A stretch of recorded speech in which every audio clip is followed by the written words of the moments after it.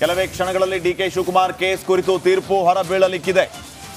ತೀರ್ಪು ಪ್ರಕಟಿಸಲಿರುವ ಹೈಕೋರ್ಟ್ ವಿಭಾಗೀಯ ಪೀಠ ಡಿಕೆ ಶಿವಕುಮಾರ್ ವಿರುದ್ಧ ಸಿಬಿಐ ತನಿಖೆ ನೀಡಿದ್ದ ಅನುಮತಿಯನ್ನ ವಾಪಸ್ ಪಡೆದ ವಿಚಾರಕ್ಕೆ ಸಂಬಂಧಪಟ್ಟಂತೆ ಈಗ ವಿಚಾರಣೆ ನಡೀತಾ ಇರೋದು. ಈ ಬಗ್ಗೆ ಶಾಸಕ ಬಸನಗೌಡ ಪಾಟೀಲ್ ಯತ್ನಾಳ್ ದೂರನ್ನ ದಾಖಲಿಸಿದ್ರು ಸರ್ಕಾರದ ಕ್ರಮದ ವಿರುದ್ಧ ಮತ್ತು ಲೋಕಾಯುಕ್ತಕ್ಕೆ ನೀಡಿದ ರಾಜ್ಯ ಸರ್ಕಾರದ ಆದೇಶವನ್ನು ಪ್ರಶ್ನೆ ಮಾಡಿ ಸಿಬಿಐ ಕೂಡ ಕೋರ್ಟ್ ಮೊರೆ ಹೋಗಿತ್ತು. ಸದ್ಯಕ್ಕೆ ಇದೇ ವಿಚಾರಣೆಯನ್ನು ಎತ್ಕೊಂಡಿರೋದು. ಕೆಲವೇ ಕ್ಷಣಗಳಲ್ಲಿ ಡಿಕೆ ಶಿವಕುಮಾರ್ ಕೇಸ್ ಕುರಿತು ತೀರ್ಪು ಪ್ರಕಟ ಆಗಲಿಕ್ಕಿದೆ. ಏನಾಗಬಹುದು ಅನ್ನೋಂಥ ಪ್ರಶ್ನೆ ಈಗಾಗಲೇ ವಾದ ಮಂಡನೆ ಆಗ್ತಾ ಇರೋದು.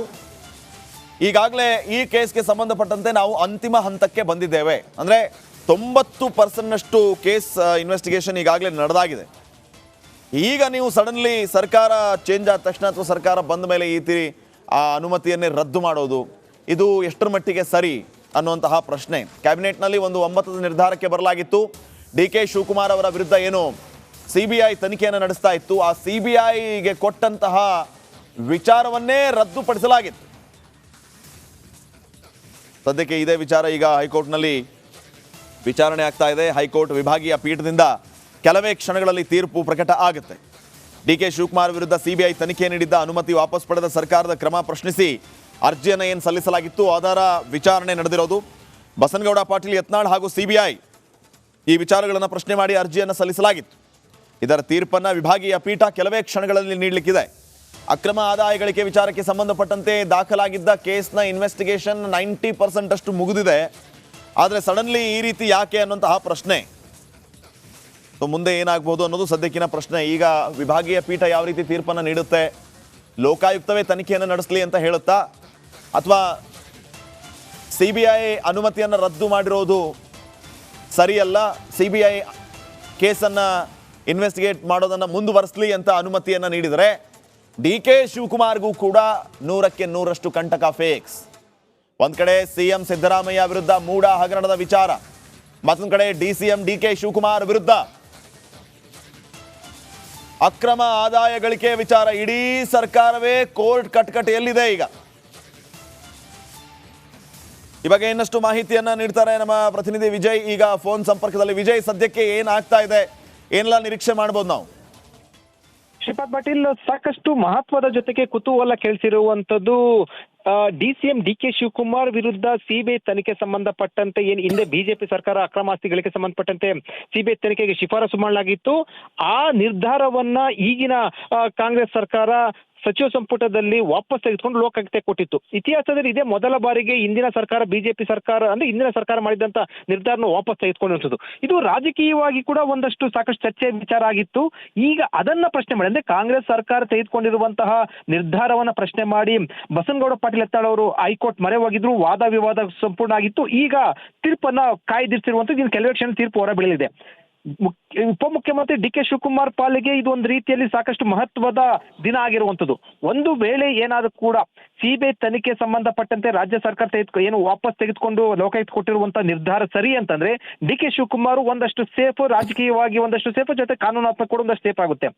ಒಂದು ವೇಳೆ ಹೈಕೋರ್ಟ್ ಏನು ಕೂಡ ರಾಜ್ಯ ಸರ್ಕಾರ ಕ್ಯಾಬಿನೆಟ್ ತೆಗೆದುಕೊಂಡಿರುವ ನಿರ್ಧಾರ ತಪ್ಪಾಗಿದೆ, ಸಿಬಿಐ ಹಿಂದಿನ ಸರ್ಕಾರ ತೆಗೆದುಕೊಂಡು ಸರಿಯಾಗಿತ್ತು ಅಂತ ಹೇಳಿ ಸಿಬಿಐಗೆ ಏನಾದ್ರು ಕೂಡ ಮತ್ತೆ ತನಿಖೆಗೆ ಮಾಡಬೇಕು ಅಂತ ಏನಾದ್ರು ಕೂಡ ಆದೇಶ ಕೊಟ್ರೆ ಖಂಡಿತವಾಗ್ಲೂ ಕೂಡ ಒಂದಷ್ಟು ಕಾನೂನಾತ್ಮಕವಾಗಿ ಸಾಕಷ್ಟು ಸಂಕಷ್ಟ ಎದುರಾಗುತ್ತೆ. ಜೊತೆಗೆ ರಾಜಕೀಯ ಕೂಡ ಒಂದಷ್ಟು ಸಂಕಷ್ಟ ಎದುರಿಸಬೇಕಾಗುತ್ತೆ. ಈ ಸಾಧ್ಯತೆ ಎಷ್ಟರ ಮಟ್ಟಿಗೆ ಇದೆ ವಿಜಯ್? ಶ್ರೀಪಾದ್, ಈ ವಾದ ವಿವಾದ ಆಗಿರುವಂತದ್ದು ನಾವು ನ್ಯಾಯಾಲಯ ಇದೇ ರೀತಿ ತೀರ್ಪು ಕೊಡ್ತಾರೆ ಅಂತ ಹೇಳಕ್ ಆಗೋದಿಲ್ಲ. ಎರಡೂ ಕಡೆ ಕೂಡ ಸಂಪೂರ್ಣವಾಗಿ ವಾದ ವಿವಾದ ಆಗಿರುವಂತದ್ದು. ಈ ಹಿನ್ನೆಲೆಯಲ್ಲಿ ಯಾವ ಆಧಾರದ ಮೇಲೆ ಏನ್ ತೀರ್ಪು ಕೊಡ್ತಾರೆ ಅನ್ನುವಂಥದ್ದು ಕುತೂಹಲ ಸಹಜವಾಗಿ ಕೂಡ ಎಲ್ಲರೂ ಕೂಡ ಅದೇ ವಿಚಾರ ಕಡೆ ಎದುರು ನೋಡ್ತಾ ಇರುವಂತದ್ದು ಏನ್ ತೀರ್ಪು ಬರುತ್ತೆ ಅನ್ನೋದನ್ನ. ಶ್ರೀಪಾದ್, ಈಗ ಒಂದ್ ಕಡೆ ಇಡೀ ಸರ್ಕಾರ ಕೋರ್ಟ್ ಕಟಕಟೆಯಲ್ಲಿದೆ. ಮುಖ್ಯಮಂತ್ರಿಗಳ ಕಥೆ ಆಯ್ತು, ಈಗ ಉಪಮುಖ್ಯಮಂತ್ರಿಗಳ ವಿಚಾರಣೆ ಕಂಪ್ಲೀಟ್ ಕೋರ್ಟ್ ನಲ್ಲಿ ಸರ್ಕಾರ ಇರುವಾಗ ಆಡಳಿತ ಯಂತ್ರ ಕುಸ್ತಿರೋದು, ಜನ ಕಂಗಾಲಾಗಿರೋದು. ಈಗ ಏನ್ ಚರ್ಚೆ ಆಗ್ತಾ ಇದೆ ಸಾರ್ವಜನಿಕ ವಲಯದಲ್ಲಿ ಅಂತ? ಶ್ರೀಪಾದ್, ರಾಜ್ಯ ರಾಜಕೀಯ ಇತಿಹಾಸದಲ್ಲಿ ನಂಬರ್ 1, ನಂಬರ್ 2 ಅಂದ್ರೆ ಮುಖ್ಯಮಂತ್ರಿ ಮತ್ತು ಉಪಮುಖ್ಯಮಂತ್ರಿಗಳ ಪ್ರಕರಣ ಸಂಬಂಧಪಟ್ಟಂತೆ ಒಂದೇ ದಿನದಲ್ಲಿ ಈ ರೀತಿ ಏನು ವಾದ ವಿವಾದ ಆಗ್ತಾ ಇರುವಂತದ್ದು. ಕೆಲವೇ ಕ್ಷಣಗಳಲ್ಲಿ ಡಿಕೆ ಶಿವಕುಮಾರ್ ಕೇಸ್ ಕುರಿತು ತೀರ್ಪು ಹೊರಬೀಳಲಿಕ್ಕಿದೆ. ತೀರ್ಪು ಪ್ರಕಟಿಸಲಿರುವ ಹೈಕೋರ್ಟ್ ವಿಭಾಗೀಯ ಪೀಠ ಡಿ.ಕೆ. ಶಿವಕುಮಾರ್ ವಿರುದ್ಧ ಸಿಬಿಐ ತನಿಖೆ ನೀಡಿದ್ದ ಅನುಮತಿಯನ್ನ ವಾಪಸ್ ಪಡೆದ ವಿಚಾರಕ್ಕೆ ಸಂಬಂಧಪಟ್ಟಂತೆ ಈಗ ವಿಚಾರಣೆ ನಡೀತಾ ಇರೋದು. ಈ ಬಗ್ಗೆ ಶಾಸಕ ಬಸನಗೌಡ ಪಾಟೀಲ್ ಯತ್ನಾಳ್ ದೂರನ್ನ ದಾಖಲಿಸಿದ್ರು ಸರ್ಕಾರದ ಕ್ರಮದ ವಿರುದ್ಧ ಮತ್ತು ಲೋಕಾಯುಕ್ತಕ್ಕೆ ನೀಡಿದ ರಾಜ್ಯ ಸರ್ಕಾರದ ಆದೇಶವನ್ನು ಪ್ರಶ್ನೆ ಮಾಡಿ ಸಿಬಿಐ ಕೂಡ ಕೋರ್ಟ್ ಮೊರೆ ಹೋಗಿತ್ತು. ಸದ್ಯಕ್ಕೆ ಇದೇ ವಿಚಾರಣೆಯನ್ನು ಎತ್ಕೊಂಡಿರೋದು. ಕೆಲವೇ ಕ್ಷಣಗಳಲ್ಲಿ ಡಿ.ಕೆ. ಶಿವಕುಮಾರ್ ಕೇಸ್ ಕುರಿತು ತೀರ್ಪು ಪ್ರಕಟ ಆಗಲಿಕ್ಕಿದೆ. ಏನಾಗಬಹುದು ಅನ್ನೋಂಥ ಪ್ರಶ್ನೆ ಈಗಾಗಲೇ ವಾದ ಮಂಡನೆ ಆಗ್ತಾ ಇರೋದು. ಈಗಾಗಲೇ ಈ ಕೇಸ್ಗೆ ಸಂಬಂಧಪಟ್ಟಂತೆ ನಾವು ಅಂತಿಮ ಹಂತಕ್ಕೆ ಬಂದಿದ್ದೇವೆ. ಅಂದರೆ 90% ಕೇಸ್ ಇನ್ವೆಸ್ಟಿಗೇಷನ್ ಈಗಾಗಲೇ ನಡೆದಾಗಿದೆ. ಈಗ ನೀವು ಸಡನ್ಲಿ ಸರ್ಕಾರ ಚೇಂಜ್ ಆದ ತಕ್ಷಣ ಅಥವಾ ಸರ್ಕಾರ ಬಂದ ಮೇಲೆ ಈ ರೀತಿ ಆ ಅನುಮತಿಯನ್ನೇ ರದ್ದು ಮಾಡೋದು ಇದು ಎಷ್ಟರ ಮಟ್ಟಿಗೆ ಸರಿ ಅನ್ನುವಂತಹ ಪ್ರಶ್ನೆ. ಕ್ಯಾಬಿನೆಟ್ನಲ್ಲಿ ಒಂದು ಒಮ್ಮತದ ನಿರ್ಧಾರಕ್ಕೆ ಬರಲಾಗಿತ್ತು. ಡಿ.ಕೆ. ಶಿವಕುಮಾರ್ ಅವರ ವಿರುದ್ಧ ಏನು ಸಿಬಿಐ ತನಿಖೆಯನ್ನು ನಡೆಸ್ತಾ ಇತ್ತು, ಆ ಸಿಬಿಐಗೆ ಕೊಟ್ಟಂತಹ ವಿಚಾರವನ್ನೇ ರದ್ದುಪಡಿಸಲಾಗಿತ್ತು. ಸದ್ಯಕ್ಕೆ ಇದೇ ವಿಚಾರ ಈಗ ಹೈಕೋರ್ಟ್ನಲ್ಲಿ ವಿಚಾರಣೆ ಆಗ್ತಾ ಇದೆ. ಹೈಕೋರ್ಟ್ ವಿಭಾಗೀಯ ಪೀಠದಿಂದ ಕೆಲವೇ ಕ್ಷಣಗಳಲ್ಲಿ ತೀರ್ಪು ಪ್ರಕಟ ಆಗುತ್ತೆ. ಡಿ.ಕೆ. ಶಿವಕುಮಾರ್ ವಿರುದ್ಧ ಸಿಬಿಐ ತನಿಖೆ ನೀಡಿದ್ದ ಅನುಮತಿ ವಾಪಸ್ ಪಡೆದ ಸರ್ಕಾರದ ಕ್ರಮ ಪ್ರಶ್ನಿಸಿ ಅರ್ಜಿಯನ್ನು ಏನು ಸಲ್ಲಿಸಲಾಗಿತ್ತು ಅದರ ವಿಚಾರಣೆ ನಡೆದಿರೋದು. ಬಸನಗೌಡ ಪಾಟೀಲ್ ಯತ್ನಾಳ್ ಹಾಗೂ ಸಿಬಿಐ ಈ ವಿಚಾರಗಳನ್ನು ಪ್ರಶ್ನೆ ಮಾಡಿ ಅರ್ಜಿಯನ್ನು ಸಲ್ಲಿಸಲಾಗಿತ್ತು. ಇದರ ತೀರ್ಪನ್ನು ವಿಭಾಗೀಯ ಪೀಠ ಕೆಲವೇ ಕ್ಷಣಗಳಲ್ಲಿ ನೀಡಲಿಕ್ಕಿದೆ. ಅಕ್ರಮ ಆದಾಯ ಗಳಿಕೆ ವಿಚಾರಕ್ಕೆ ಸಂಬಂಧಪಟ್ಟಂತೆ ದಾಖಲಾಗಿದ್ದ ಕೇಸ್ನ ಇನ್ವೆಸ್ಟಿಗೇಷನ್ 90% ಅಷ್ಟು ಮುಗಿದಿದೆ. ಆದರೆ ಸಡನ್ಲಿ ಈ ರೀತಿ ಯಾಕೆ ಅನ್ನುವಂತಹ ಪ್ರಶ್ನೆ.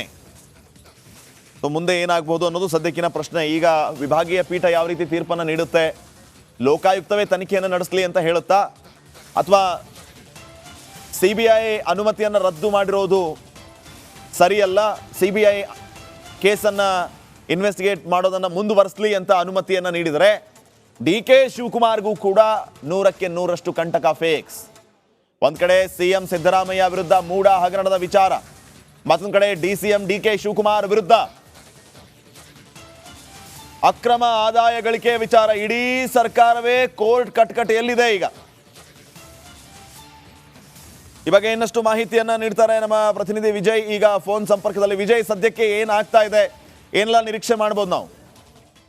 ಶ್ರೀಪಾದ್ ಪಾಟೀಲ್, ಸಾಕಷ್ಟು ಮಹತ್ವದ ಜೊತೆಗೆ ಕುತೂಹಲ ಕೇಳಿಸಿರುವಂತದ್ದು ಡಿ.ಸಿ.ಎಂ ಡಿ.ಕೆ. ಶಿವಕುಮಾರ್ ವಿರುದ್ಧ ಸಿಬಿಐ ತನಿಖೆ ಸಂಬಂಧಪಟ್ಟಂತೆ ಏನು ಹಿಂದೆ ಬಿಜೆಪಿ ಸರ್ಕಾರ ಅಕ್ರಮ ಆಸ್ತಿಗಳಿಗೆ ಸಂಬಂಧಪಟ್ಟಂತೆ ಸಿಬಿಐ ತನಿಖೆಗೆ ಶಿಫಾರಸು ಮಾಡಲಾಗಿತ್ತು. ಆ ನಿರ್ಧಾರವನ್ನ ಈಗಿನ ಕಾಂಗ್ರೆಸ್ ಸರ್ಕಾರ ಸಚಿವ ಸಂಪುಟದಲ್ಲಿ ವಾಪಸ್ ತೆಗೆದುಕೊಂಡು ಲೋಕಾಯುಕ್ತಕ್ಕೆ ಕೊಟ್ಟಿತ್ತು. ಇತಿಹಾಸದಲ್ಲಿ ಇದೇ ಮೊದಲ ಬಾರಿಗೆ ಇಂದಿನ ಸರ್ಕಾರ ಬಿಜೆಪಿ ಸರ್ಕಾರ ಅಂದ್ರೆ ಇಂದಿನ ಸರ್ಕಾರ ಮಾಡಿದಂತ ನಿರ್ಧಾರನ ವಾಪಸ್ ತೆಗೆದುಕೊಂಡಿರುತ್ತದೆ. ಇದು ರಾಜಕೀಯವಾಗಿ ಕೂಡ ಒಂದಷ್ಟು ಸಾಕಷ್ಟು ಚರ್ಚೆ ವಿಚಾರ ಆಗಿತ್ತು. ಈಗ ಅದನ್ನ ಪ್ರಶ್ನೆ ಮಾಡಿ ಅಂದ್ರೆ ಕಾಂಗ್ರೆಸ್ ಸರ್ಕಾರ ತೆಗೆದುಕೊಂಡಿರುವಂತಹ ನಿರ್ಧಾರವನ್ನ ಪ್ರಶ್ನೆ ಮಾಡಿ ಬಸನಗೌಡ ಪಾಟೀಲ್ ಯತ್ನಾಳ್ ಅವರು ಹೈಕೋರ್ಟ್ ಮೊರೆ ಹೋಗಿದ್ರು. ವಾದ ವಿವಾದ ಸಂಪೂರ್ಣ ಆಗಿತ್ತು. ಈಗ ತೀರ್ಪನ್ನ ಕಾಯ್ದಿರಿಸಿರುವಂತದ್ದು ಇನ್ನು ಕೆಲವೇ ಕ್ಷಣ ತೀರ್ಪು ಹೊರಬೀಳಲಿದೆ. ಉಪಮುಖ್ಯಮಂತ್ರಿ ಡಿ.ಕೆ. ಶಿವಕುಮಾರ್ ಪಾಲಿಗೆ ಇದು ಒಂದು ರೀತಿಯಲ್ಲಿ ಸಾಕಷ್ಟು ಮಹತ್ವದ ದಿನ ಆಗಿರುವಂತದ್ದು.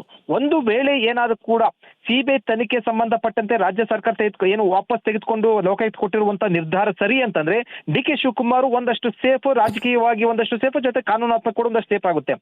ಒಂದು ವೇಳೆ ಹೈಕೋರ್ಟ್ ಏನು ಕೂಡ ರಾಜ್ಯ ಸರ್ಕಾರ ಕ್ಯಾಬಿನೆಟ್ ತೆಗೆದುಕೊಂಡಿರುವ ನಿರ್ಧಾರ ತಪ್ಪಾಗಿದೆ, ಸಿಬಿಐ ಹಿಂದಿನ ಸರ್ಕಾರ ತೆಗೆದುಕೊಂಡು ಸರಿಯಾಗಿತ್ತು ಅಂತ ಹೇಳಿ ಸಿಬಿಐಗೆ ಏನಾದ್ರು ಕೂಡ ಮತ್ತೆ ತನಿಖೆಗೆ ಮಾಡಬೇಕು ಅಂತ ಏನಾದ್ರು ಕೂಡ ಆದೇಶ ಕೊಟ್ರೆ ಖಂಡಿತವಾಗ್ಲೂ ಕೂಡ ಒಂದಷ್ಟು ಕಾನೂನಾತ್ಮಕವಾಗಿ ಸಾಕಷ್ಟು ಸಂಕಷ್ಟ ಎದುರಾಗುತ್ತೆ. ಜೊತೆಗೆ ರಾಜಕೀಯ ಕೂಡ ಒಂದಷ್ಟು ಸಂಕಷ್ಟ ಎದುರಿಸಬೇಕಾಗುತ್ತೆ. ಈ ಸಾಧ್ಯತೆ ಎಷ್ಟರ ಮಟ್ಟಿಗೆ ಇದೆ ವಿಜಯ್? ಶ್ರೀಪಾದ್, ಈ ವಾದ ವಿವಾದ ಆಗಿರುವಂತದ್ದು ನಾವು ನ್ಯಾಯಾಲಯ ಇದೇ ರೀತಿ ತೀರ್ಪು ಕೊಡ್ತಾರೆ ಅಂತ ಹೇಳಕ್ ಆಗೋದಿಲ್ಲ. ಎರಡೂ ಕಡೆ ಕೂಡ ಸಂಪೂರ್ಣವಾಗಿ ವಾದ ವಿವಾದ ಆಗಿರುವಂತದ್ದು. ಈ ಹಿನ್ನೆಲೆಯಲ್ಲಿ ಯಾವ ಆಧಾರದ ಮೇಲೆ ಏನ್ ತೀರ್ಪು ಕೊಡ್ತಾರೆ ಅನ್ನುವಂಥದ್ದು ಕುತೂಹಲ ಸಹಜವಾಗಿ ಕೂಡ ಎಲ್ಲರೂ ಕೂಡ ಅದೇ ವಿಚಾರ ಕಡೆ ಎದುರು ನೋಡ್ತಾ ಇರುವಂತದ್ದು ಏನ್ ತೀರ್ಪು ಬರುತ್ತೆ ಅನ್ನೋದನ್ನ. ಶ್ರೀಪಾದ್, ಈಗ ಒಂದ್ ಕಡೆ ಇಡೀ ಸರ್ಕಾರ ಕೋರ್ಟ್ ಕಟಕಟೆಯಲ್ಲಿದೆ. ಮುಖ್ಯಮಂತ್ರಿಗಳ ಕಥೆ ಆಯ್ತು, ಈಗ ಉಪಮುಖ್ಯಮಂತ್ರಿಗಳ ವಿಚಾರಣೆ ಕಂಪ್ಲೀಟ್ ಕೋರ್ಟ್ನಲ್ಲಿ ಸರ್ಕಾರ ಇರುವಾಗ ಆಡಳಿತ ಯಂತ್ರ ಕುಸ್ತಿರೋದು, ಜನ ಕಂಗಾಲಾಗಿರೋದು. ಈಗ ಏನ್ ಚರ್ಚೆ ಆಗ್ತಾ ಇದೆ ಸಾರ್ವಜನಿಕ ವಲಯದಲ್ಲಿ ಅಂತ? ಶ್ರೀಪಾದ್, ರಾಜ್ಯ ರಾಜಕೀಯ ಇತಿಹಾಸದಲ್ಲಿ ನಂಬರ್ 1, ನಂಬರ್ 2 ಅಂದ್ರೆ ಮುಖ್ಯಮಂತ್ರಿ ಮತ್ತು ಉಪಮುಖ್ಯಮಂತ್ರಿಗಳ ಪ್ರಕರಣ ಸಂಬಂಧಪಟ್ಟಂತೆ ಒಂದೇ ದಿನದಲ್ಲಿ ಈ ರೀತಿ ಏನು ವಾದ ವಿವಾದ ಆಗ್ತಾ ಇರುವಂತದ್ದು